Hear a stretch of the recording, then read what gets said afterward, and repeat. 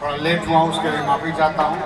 मुझको सासरा में जब बुला लिया था, सासरा में भी एक फंक्शन था, तो उस फंक्शन में अक्सर मैं जाता नहीं था, लेकिन इतना आग्रह किया लोग कि जाना पड़ा और आपको इतना देर से इंतजार करना पड़ा। मंजो, जब से मैं नवीनगर में आया, नवीनगर की जो पूरा परिस्थिति देखने के बाद मेरे मन में एक विचार आया था कि एक नई परिस्थिति करके नवीनगर के लोगों में एक संदेश दिया जाए, ताकि उससे लोगों में आपस में भाईचारा बढ़े, एक दूसरे में प्यार मोहब्बत बढ़े, एक दूसरे से संबंध बढ़े, क्योंकि समाज हमेशा किसी न किसी रूप में टूटता जा रहा है।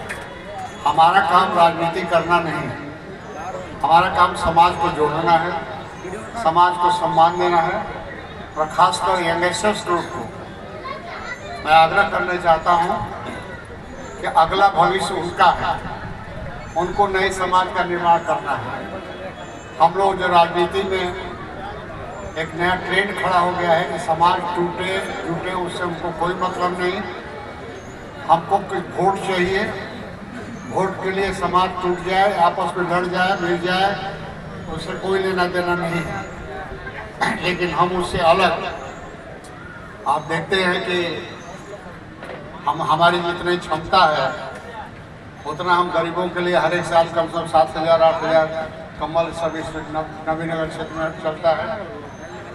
आप लोगों के साल में 3 जगह होली मिलन समारोह करता हूँ, ताकि समाज के हर एक एक होली एक ऐसा पर्व है जिसको अगर सामूहिक रूप से मनाया जाए तो इसमें कोई भेदभाव नहीं है, कोई ऊंच नीच नहीं है, कोई बड़ा छोटा नहीं है, सभी हम लोग बराबर हैं। और सभी बराबर जब एक दिन होली के दिन मिलते हैं तो एक नई सोच आती है। उसी सोच को आगे बढ़ाने के लिए आप लोगों को आमंत्रित करते हैं और एक जगह बैठ के हम लोग खुशी मनाते हैं, क्योंकि होली एक ऐसा त्यौहार है जिसका नाम ही होली है, जो हो ली, जो बीत गया वो बीत गया। अब बीत गया में कमी बेसी कुछ भी रहा हो, दुख सुख कभी हम झेले हों, उसको भूल जाए, नए सिरे से अगले साल तक हम खुशी मनाते रहे। ऐसी खुशी मनाने की हम एक जगह ढूंढते हैं। और आग्रह करूंगा, अब तो सब समय हम लोग का भी हो रहा है, रिटायर होने का, रिटायर लगभग हो ही रहे हैं हम लोग, इसलिए हम यंगस्टर्स ग्रुप को ज़्यादा भरोसा करते हैं और उन्हीं को पहले हम आग्रह करते हैं कि जुड़ें और समाज के अलग यंग ग्रुप से जुटें। और क्योंकि भविष्य उनको है, बिहार को बनाना उनको है, क्योंकि बिहार आज सबसे गरीब प्रदेशों में माना जाता है। यहाँ कुछ है नहीं, ना इंडस्ट्री है, ना कुछ है, ना हमारी राजनीतिक लोगों की सोच है।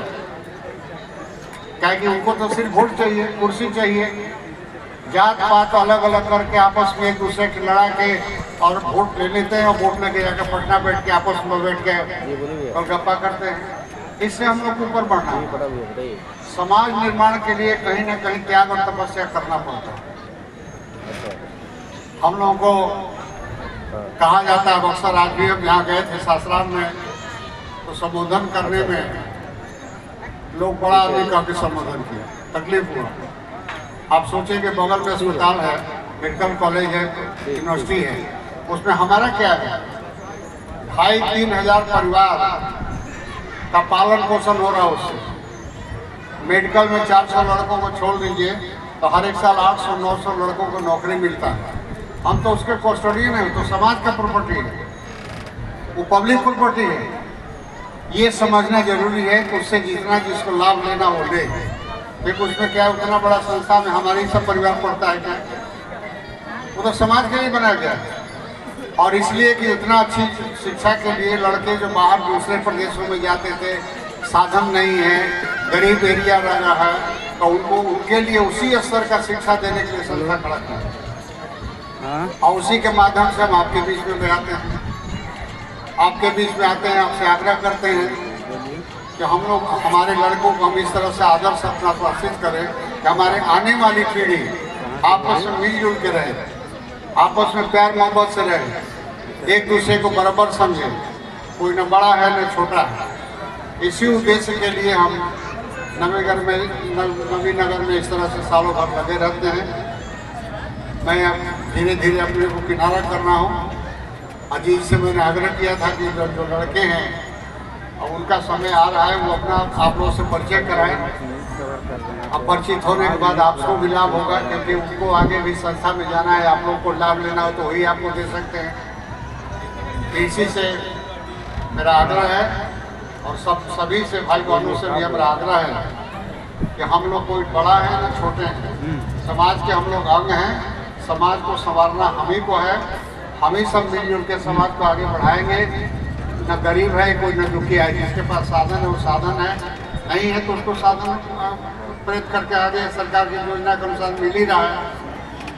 क्योंकि प्रधानमंत्री ने अक्सर बात बोलते हैं कि युवाओं का देश है, और जो लड़के पढ़े पढ़ेंगे लिखेंगे तो विदेशों में इतने डिमांड हमारा हिंदुस्तान से आ रहा है कि एक प्रदेश जो सब लड़ाई लड़ रहे हैं, उनका देश चलाने वाला कोई नहीं है।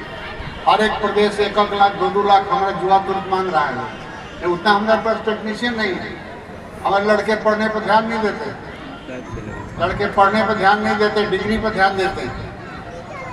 पढ़ाई करने जाइए तो हम पढ़ेंगे नहीं, हमको डिग्री दे दीजिए, क्लास नहीं करेंगे हमको डिग्री दे दीजिए। गार्जियन भी लड़के को डांट फटकार नहीं करेंगे। जब लड़का फेल कर जाएगा तो उल्टा सीधा बोलेंगे चल जाएंगे पैरवी करने। इस परिस्थिति से अलग हट के हम लोग को एक नया समाज का निर्माण करना है, नई सोच डेवलप करना है। और इसमें न गरीब रहता है कोई और न धनी। जो जितना मेहनत करेगा, प्रयत्न करेगा, वही उतना आगे बढ़ेगा। मुफ्त में किसी को कोई समाज दिया है न देगा। इन्हीं शब्दों के साथ सबको नमस्कार करते हुए